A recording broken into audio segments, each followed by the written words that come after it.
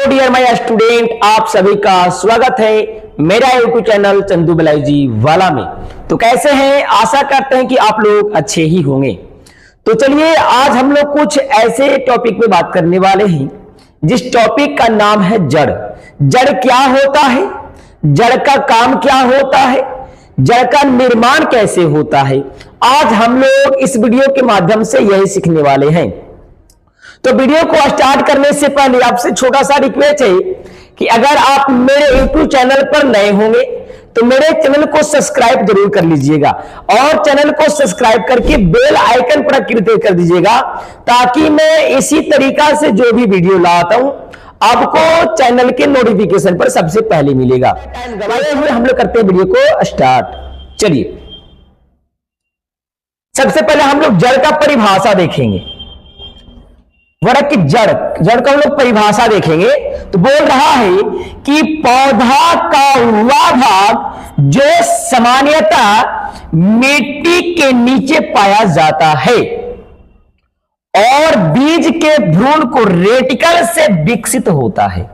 यानी कि बोल रहा है कि पौधे का वह भाग जो मिट्टी के नीचे पाया जाता है उसे हम लोग जड़ कहते हैं और जड़ का जो निर्माण होता है भ्रूण के रेडिकल भाग से होता है। भ्रूण के रेडिकल भाग से होता है जिसको हम लोग मूलांकुर भाग कहा जाता है। चलिए आगे देखेंगे। बोला कि उसे ही जड़ कहते हैं। बोला कि यह पौधे को जमीन में स्थिरता प्रदान करता है और जल एवं खनिज लवण को अवशोषण कराता है। यानी कि जो आपका जड़ है, जड़ को जो होता है, जड़ एक पादप में मिट्टी के अंदर स्थिरता प्रदान करती है और मिट्टी के अंदर से खनिज लवण को अवशोषण करा करके उसे प्रकाश संश्लेषण कराने में मदद करता है। चलिए आगे बढ़ेंगे। चलिए वृक्ष के मूल का मुख्य लाभ है, यानी कि जड़ का क्या लाभ होता है, जड़ का क्या लाभ होगा। तो इसमें दिया हुआ पहला पॉइंट में वृक्ष की मूल प्रायः हरे रंग की नहीं होती है, इसलिए यह प्रकाश संश्लेषण नहीं करती है। यानी कि जो जड़ होता है, जड़ हरा नहीं होता है और जड़ को हरा नहीं होने के कारण यह प्रकाश संश्लेषण की क्रिया संपन्न नहीं कर पाता है। चलिए दूसरा में है वृक्ष की इसमें सामान्यतः गांठ, अंतरा गांठ, पत्तियां नहीं होती है। यानी कि नोड और इंटरनोड नहीं होता है। अब नोड और इंटरनोड क्या होता है? आप कभी भी बांस को जरूर देखे होंगे और मक्का भी जरूर देखे होंगे। तो इसके बीच में देखिएगा तो इस तरीका से कुछ बीच बीच में गिरहा होता है। तो ये आपका जो बीच वाला गिरहा हो रहा है उसको गांठ कहा जाता है और ये आपका बीच का भाग होता है उसे आपका इंटरनोड, अंतरगांठ या पोरियां कहा जाता है जो जड़ के अंदर नहीं पाया जाता है। चलिए अगला देखेंगे पॉइंट। चलिए तीसरा पॉइंट देखेंगे। बोले कि यह जमीन के ऊपर घनात्मक भूमिगत बढ़ती है। यानी कि बोल रहा है आपका जो जमीन होता है, जो आपका जड़ होता है, जब भी बढ़ता है तो मिट्टी के ऊपर की ओर बढ़ता है जिसको हम लोग पॉजिटिव कैपेसिटी कहा जाता है। चलिए चौथा देखेंगे। बोल रहा है कि इसमें सिरे पर एक जड़ टोपी होता है जो मिट्टी में प्रवेश करने पर सिरे की सुरक्षा प्रदान करती है। जड़ के अंतिम सिरे पर एक टोपी नुमा संरचना होता है। जड़ के अंतिम सिरे पर एक टोपी नुमा संरचना होता है जिसे बाबू हम लोग कहते हैं मूल गोप या उसको रूट कैप के नाम से जानते हैं, जो जड़ को मिट्टी के अंदर जाने के लिए रास्ता प्रदान करता है। चलिए पांचवा पॉइंट है। बोले कि जड़ के पीछे रोमेन क्षेत्र होते हैं जो जड़ और खनिज लवण को सोखता है। यानी कि जड़ के किनारे किनारे एक पतले धागे जैसे संरचना होता है जिसे मूल रोम कहते हैं, रूट हेयर कहा जाता है, और वह जो होता है पेड़ पौधे के खनिज लवण को अवशोषण करने में मदद करता है। चलिए आगे देखेंगे। चलिए अगला हम लोग देखेंगे जड़ का प्रकार। जड़ के कितने प्रकार होते हैं? चलिए बोला कि मूल के प्रकार, टाइप ऑफ रूट, जड़ के प्रकार कितने होते हैं, आइए हम लोग उसको देखते हैं। तो पहला पॉइंट है बोला कि आधार पर बीज के प्रकार से अनुसार, यानी कि बीज के आधार पे हम लोग जड़ को बांटेंगे। तो पहला में है नलिका मूल, जिसको टॉप रूट सिस्टम कहते हैं, और इस टॉप रूट सिस्टम को आपका मूसला जड़ कहा जाता है। चलिए तो बोला कि यह द्विबीजपत्री पौधे में पाई जाती है। अब का जो टॉप रूट सिस्टम होता है जिसको हम लोग मूसला जड़ तंत्र कर रहे हैं, वो अब का द्विबीजपत्री पादप में पाया जाता है। चलिए अगला देखेंगे। बोला कि मुख्य जड़ प्राइमरी रूट से शाखाएं निकलती है। इस तरीका से मानते हैं कि एक आपका ही हो गया पादप हो गया, और पादप में इस तरीका से कई जड़ें निकलने होते हैं। तो पादप के बीच से जो एक जड़ निकलता है, इस जड़ को प्राथमिक जड़ कहा जाता है, और इस प्राथमिक जड़ के दौरान इसकी कली से निकलता है तो इसको द्वितीयक जड़ कहा जाता है, और द्वितीयक जड़ से ऐसे निकलता है तो उसको तृतीयक जड़ कहा जाता है। तो आपका क्या कर रहा है कि मुख्य जड़ प्राइमरी रूट से शाखाएं निकलती है, तो ये आपका जो प्रथम जड़ हो गया, इसे कई सिस्टम निकल जाता है, कई जड़ निकल जाता है। चलिए आगे देखेंगे। उदाहरण में आपका है आम, गाजर, मूली और सरसों। आप मूली को भी देखे होंगे, मूली के किनारे किनारे कई तरीका से आपको पतले पतले धागा जैसा दिखाई देता है, उसी को बोला जाता है रूट हेयर। चलिए अगला दूसरा आपका है रेशेदार मूल, यानी कि फाइब्री रूट सिस्टम, यानी कि आपका जो रेशेदार जड़ होता है वो आपका एक बीजपत्री में पाया जाता है। बोला कि यह एक बीजपत्री पौधों में पाई जाती है। अब एक बीजपत्री का जड़ कैसा होता है, आप धान को देखिएगा, धान को जब उसका हम लोग कबाड़ते हैं तो धान के जरे में बहुत सारे पतले पतले धागे जैसे संरचना मिला होता है, उसी को रेशेदार जड़ कहा जाता है। रेशेदार जड़ आपका एक बीजपत्री में पाया जाता है। चलिए नेक्स्ट आगे देखेंगे। बोला कि इसमें मुख्य जड़ जल्दी नष्ट हो जाती है और तने के आधार से बहुत सी जड़ें निकल जाती है, यानी कि आपका रेशेदार जड़ होता है वो बहुत जल्द ही नष्ट हो जाएगा और नया जड़ का निर्माण उसके तना से हो जाता है। चलिए उदाहरण में है गेहूं, धान और घास। चलो तीसरा जड़ हम लोग देखेंगे। तीसरा जड़ का प्रकार असली सहायक मूल, जिसको एडिटेंट रूट सिस्टम कहते हैं। इसको और कहा जाता है अपस्थानिक जड़। जो अपस्थानिक जड़ बोल रहा है कि इसमें जड़ तन्ने या पत्तियों से निकलती है, इसमें जो जड़ होता है एवं तन्ना पत्तियों से भी निकल जाता है। उदाहरण के लिए मक्का, गन्ना और बरगद। आप देखे होंगे बरगद के पेड़ में जड़ ऊपर से लटकते हुए, तो बरगद के पेड़ में जो जड़ लटकता है तो बरगद से पेड़ से लटकती हुई जड़ को प्रोप जड़ कहा जाता है, और वह प्रोप जड़ अपस्थानिक रूट सिस्टम के अंतर्गत जाता है। चलिए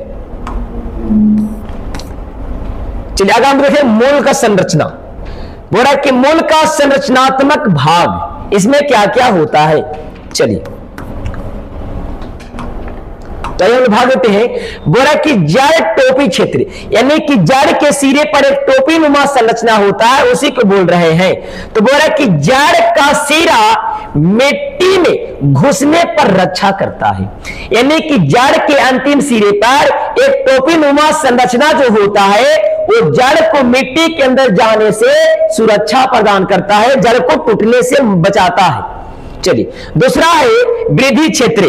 बोला कि यह कोशिकाओं का विभाजन करता है या विभाजन होता है, यानी कि जड़ का हुआ क्षेत्र, एक जड़ का वैसा क्षेत्र होता है जिसमें वृद्धि क्षेत्र होता है, जहां पर कोशिका का विभाजन होता है। उस कोशिका विभाजन के दौरान आपकी जो जड़ें होती है वृद्धि करके आगे की ओर गमन करता है। चलिए, तीसरा पॉइंट देखेंगे। बोले कि लंबाई बढ़ने का क्षेत्र, यहां कोशिकाओं खींचकर जड़ की लंबाई बढ़ाती है, जिसको हम लोग मेरिस्टेम क्षेत्र कहते हैं, और वहां पर कोशिका के विभाजन करके जड़ की जो लंबाई होती है वो आपका बढ़ जाता है। चलिए नेक्स्ट, रोमिल क्षेत्र। ये क्या होता है?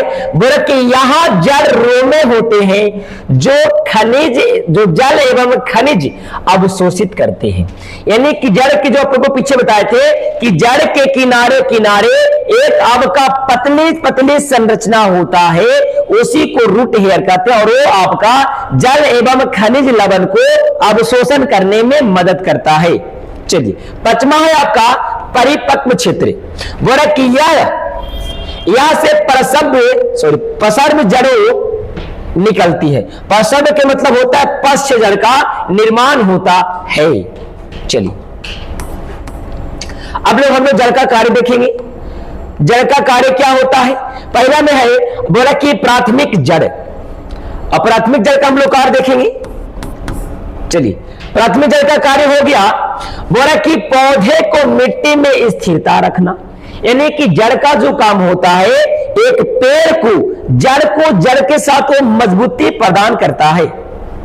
चलिए, दूसरा पॉइंट है बोला कि जल एवं खनिज लवण को अवशोषण कराना, यानी कि जड़ के ही माध्यम से आपका जो पौधा होता है खनिज लवण को अवशोषण करा करके उसमें प्रकाश संश्लेषण की क्रिया संपन्न करवाता है।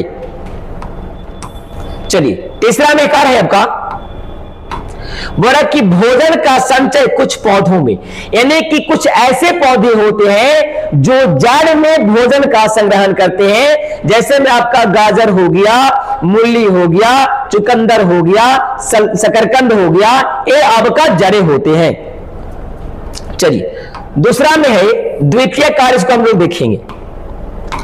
बोला कि सेकेंडरी मोडरेस्टिक फंक्शनल, बोला कि कुछ पौधे में मूल विशेष कार्य करने के लिए रूपांतरित हो जाती है, यानी कि कुछ जड़ ऐसे होते हैं जो जड़ अपना अवस्था को चेंज कर देते हैं, अपने आप को बदल देते हैं। किसमें बदलते हैं? बोला कि भोजन संचय के लिए, यानी कि कुछ ऐसा जड़ होता है जो अपने आप को भोजन के रूप में बदल देते हैं। चलिए, जैसे मैं आपका गाजर, मूली, शकरकंद और चुकंदर जो आपको एग्जांपल तुरंत दिए थे। चलिए, दूसरा है बोले कि सहारा देने के लिए, यानी कि सपोर्टेड रूट्स, यानी कि कुछ ऐसे जड़ होते हैं जो आपको सहारा भी देने का पेड़ पौधों को मदद करते हैं। बोला कि मक्का, गन्ना में रेक्टल रूट, यानी कि मक्का में भी देखिएगा तो मक्का में इस तरीका से जब पौधा होता है तो इसकी गांठे के प्रति देखिएगा तो इस तरीका से जड़ें निकल आते हैं, जो उसको अब स्तंभ जड़ कहा जाता है, और उस पौधे के द्वारा उस पौधे को मजबूती प्रदान होता है। चलिए,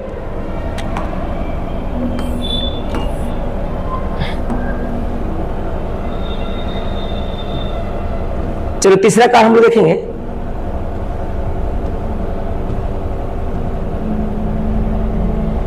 चलिए, तीसरा कार्य है बोला कि श्वसन करने के लिए, यानी कि कुछ ऐसे पौधे भी हैं जो आपको श्वसन करने में भी मदद कर सकते हैं।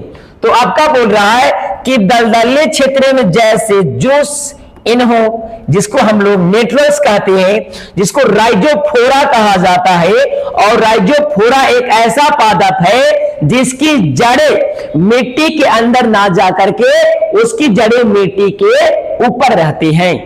चलिए, चौथा है बोला कि पोषण एवं चढ़ाने के लिए, यानी कि कुछ ऐसे होते हैं जो पोषण को संग्रहण के साथ साथ किसी पौधों को ऊपर चढ़ने में भी मदद करते हैं। चलिए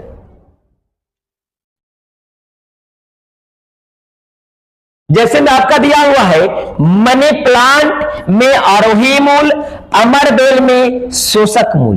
यानी कि अमरबेल होता है जो खनिज लवण को, उसके भोज्य पदार्थ को अवशोषण करने में मदद करता है, जबकि उसका आपका जो मनी प्लांट होता है वो जड़ों के माध्यम से पेड़ पौधे आपकी दीवारों के ऊपर चढ़ता है।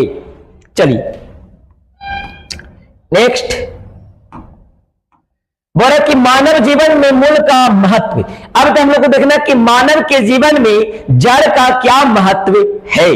आइए, बोला कि भोजन का स्रोत, यानी कि जड़ को हम लोग भी भोजन के माध्यम से लेते हैं, जैसे में गाजर, मूली, शकरकंद आदि को सेवन करते हैं। दूसरा आपका है औषधि में उपयोग किया जाता है, जिसमें अश्वगंधा, मुलेठी, यानी कि कुछ ऐसे जड़ होते हैं जिसको मानव अपने जीवन में भोजन के रूप में भी इस्तेमाल करता है और उसे औषधि बनाने में भी प्रयोग किया जाता है। चलिए नेक्स्ट, चलिए अब लास्ट पॉइंट बच रहा है, बोला कि पर्यावरण संतुलन में योगदान, यानी कि जड़ जो पर्यावरण में भी, इन्वायरमेंट में भी इसको संतुलन करने में भी मदद करता है। चलिए ये आपका लास्ट है, इसका निष्कर्ष हम लोग देखेंगे। सॉरी,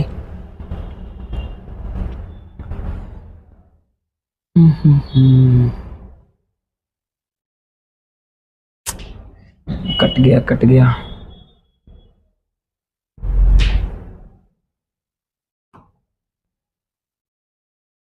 चलिए इसका हम लोग निष्कर्ष देखेंगे। बोला कि मूल पौधों का अंतिम आवश्यक अंग होता है, यानी कि जो जड़ होता है पौधों में अति आवश्यक अंग होता है, जो ना केवल जल और खनिज लवण अवशोषित कराती है, बल्कि कई पौधों में भोजन संग्रहण, सहारा, श्वसन आदि विशेष कार्य भी करती है। तो इसीलिए जिस तरीका से घर बनाते टाइम जो आपका बिंब दिया जाता है, जो हमारे घर की मजबूती प्रदान करता है, उसी तरीका से पेड़ पौधा का जो जड़ होता है भोजन संग्रहण करने के साथ साथ उसे मजबूती भी प्रदान करती है। तो इस वीडियो को यहीं पर एंड करेंगे, और अगर यह वीडियो आपको पसंद आया होगा तो एक लाइक तो बनता है, और लाइक करके मेरे चैनल को सब्सक्राइब जरूर कर दीजिएगा, ताकि मैं आपके लाइक से, आपके कमेंट से मोटिवेट होकर के इसी तरीका से वीडियो लाता रहूंगा। तब तक के लिए जय हिंद, बाय बाय।